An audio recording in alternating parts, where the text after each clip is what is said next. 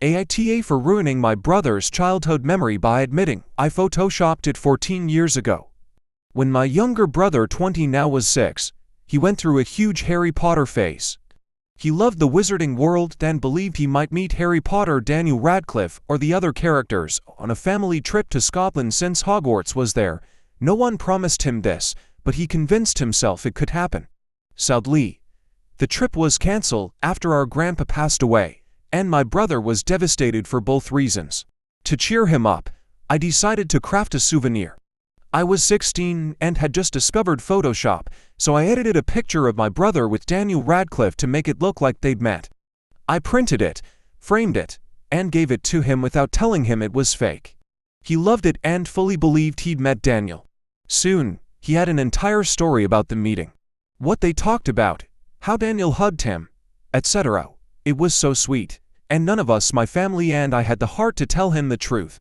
Fast forward 14 years, and my brother still didn't know that the old, low-quality picture of him meeting Daniel Radcliffe is fake.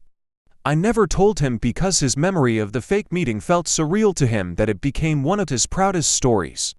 Over time the memory became less important, and the framed picture had been packed away in some box, and my brother has long outgrown his Harry Potter obsession. Yesterday, however, we were at our parents' home, and we were bringing up old memories. You know how it goes. The story of meeting Daniel Radcliffe came up, and thinking it was harmless, I told him the truth. I thought he'd laugh, but instead he got visibly upset. He didn't want to believe me at first, thinking I was messing with him. I told him the real story of how and why I did it.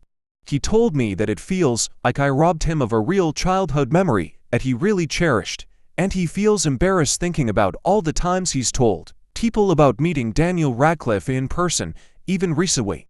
We ended our conversation on a semi-good note, though. I apologized for not telling him sooner, because I do feel bad that it meant so much to him even now. But I don't regret it. Back then, it made him so happy during a rough time, and I don't regret giving him that joy. I just didn't realize how much it still meant to him.